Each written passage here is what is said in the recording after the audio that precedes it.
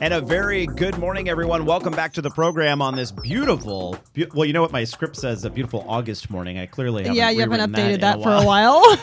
Beautiful November. It is, November the 11th, Veterans Day, and a chilly start to the day. But we'll warm up, to low 60s in most places, upper 60s here in San Luis Obispo. And Clear, sunny, crisp, cool. I like it. Mm-hmm. It's perfect pre-holiday shopping weather. Oh. No. It's perfect birding weather, really, to get out there. And our compass word for this hour is bird. So we decided to invite somebody from Audubon, California. And as it turns out, we had someone right here in San Luis Obispo that could join us. Andrea Jones is in studio. I thought for sure this was going to be an over-the-phone segment, and then when I saw the 805 area code, I was like, oh, wait a minute. She's right here. I'm going to find out. Andrea, welcome to the program. Thank you. Great to have you joining us here. And originally, we were going to feature the Yolo Wildlife Area, which is right off of Interstate 80 between the Bay Area and Sacramento. I had done a piece on it years back, and I just thought, it's this little piece of land that people just drive past and don't even think about, but it's wonderful birding opportunities there. And it got me thinking, I had done that piece in the winter, and I thought, you know what, that's a lot of activity to be done in wintertime. And is this one of the premier times of year to go birding? It is, because we have so many birds here that spend the winter. Birds that are breeding up in Alaska and the Arctic, and they winter in California because unlike the East Coast that freezes in the winter, it doesn't freeze here, and we have a lot of food resources in the winter. We get our rains, and the rains in the winter bring in a lot of insects, and those insects provide a food. So we actually are pretty abundant in the winter, and so we get huge flocks of migratory shorebirds coming here, spending the winter, feeding in our bays and estuaries. Tons of ducks, lots of songbirds spend the winter here. So it's my favorite time of year to go birding. You see those clouds of birds that almost look like a black cloud, and they fly in formation. Once. It's so bizarre. Yeah, I love it. What causes? How do they all know to stay together? I'm not sure. It depends on the bird. Some birds communicate with each other with little chip notes so that they stay together. They talk about safety in numbers, and a flock of very small birds, if you're in a pack, you have less chance of being picked out of the sky by a peregrine falcon. Oh. So in particular, the songbirds and the blackbirds stay together like that because it's, greater safety. Right. Safety in numbers.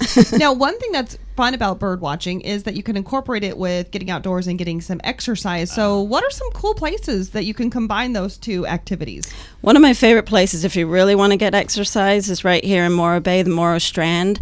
If you go out to Montaña de Oro State Park and walk out on the beach, this time of year, there's a lot of shorebirds spending the winter. Long-billed curlews, marble godwits, sanderlings, snowy plovers are on the beach, so you can do a brisk beach walk and see a lot of birds. You can also walk along the cliff, the bluff trail at Montaña de Oro, and look out into the ocean. There's a lot of seabirds out this time of year. Loons are migrating, shearwaters are out there, and who knows, you might see a whale while you're taking a scan in the ocean. Now, the bird families that you just mentioned, how far north do those extend? Up through like Point Reyes or even farther?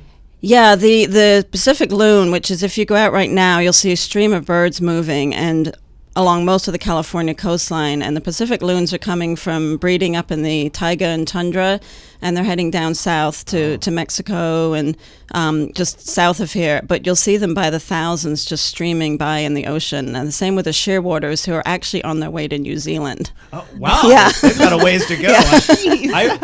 I want to go to New Zealand, but I haven't taken the flight just because I don't want to sit on a plane for 14 hours.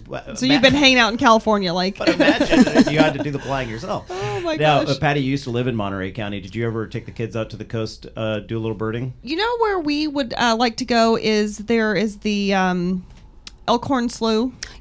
And there are walking trails and some boardwalks that are really fun, and you can see all sorts of wildlife, but tons of birds. Yeah, Elkhorn Slough is a great place. It's one of our favorite places to go birding. You can go in a kayak, or you can walk on the trails, as you said, or you can go out on the beach. And again, this time of year is really when you see the most birds there, because you have all the waterfowl in for the winter, and you have a lot of shorebirds. Thousands and thousands of shorebirds spend the winter there, and you can see them out on the tidal flats. Now, that's such a beautiful place. Oh, for sure. And you can also see a lot of sea mammals, so it's, one-stop shopping. You see a lot of things.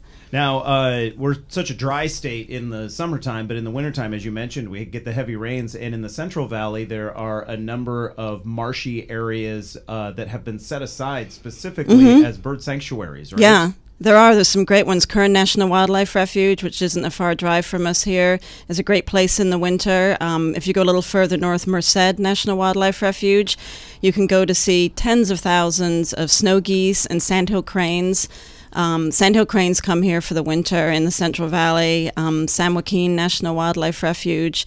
And these are small little pockets of what used to be a huge wetland covering most of the Central Valley.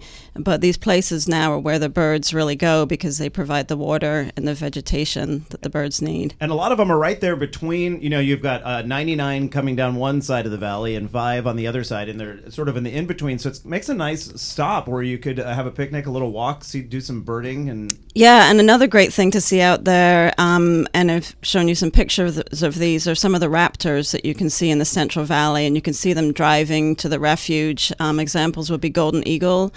We have golden eagles breeding in California, but we get more of them in the winter, and you can see them particularly out in the Central Valley, and also the burrowing owl.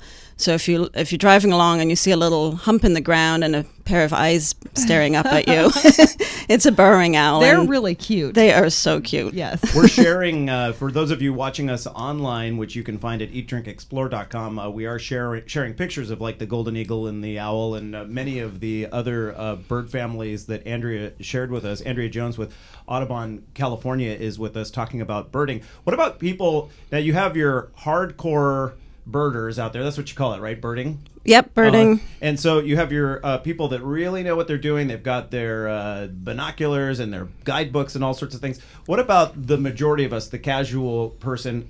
What sort of tips would you give for people to get out there and get started in a hobby of birding? I would say to join up with your local Audubon chapter. We've got 45 Audubon chapters in California, and if you go to our website, which is ca.audubon.org, we list all of our chapters, so you can find one right in your neighborhood.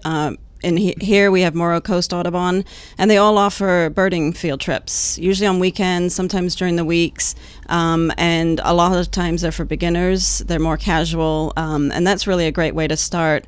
Another really fun thing to do in California is do a bird festival. Go to a bird festival where for 3 or 4 days you can go on field trips all day, and there's a lot of bird festivals in California in the winter.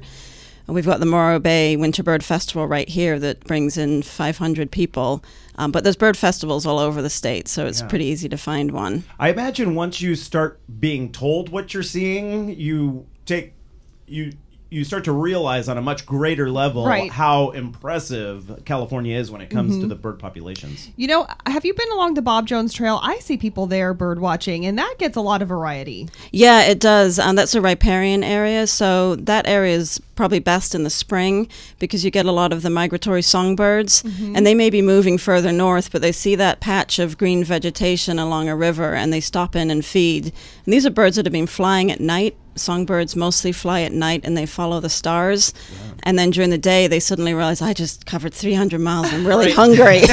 And they stop in these areas. And Bob Jones Trail is really rich for that purpose. For people unfamiliar with the Bob Jones Trail, it really is one of the best multi-use trails in the entire state of California. It's halfway between Los Angeles and San Francisco on Highway 101 just before you reach Pismo Beach. And it is, you park there and you follow the San Luis Obispo Creek out to Avila, and there's wine tasting and all sorts of... What a great place to end up. I see why the birds stop there. I do too. Andrea Jones with Audubon California, thank you for making the visit in studio. You're welcome. To share your love of birds and hopefully encourage the love of birds and many other people.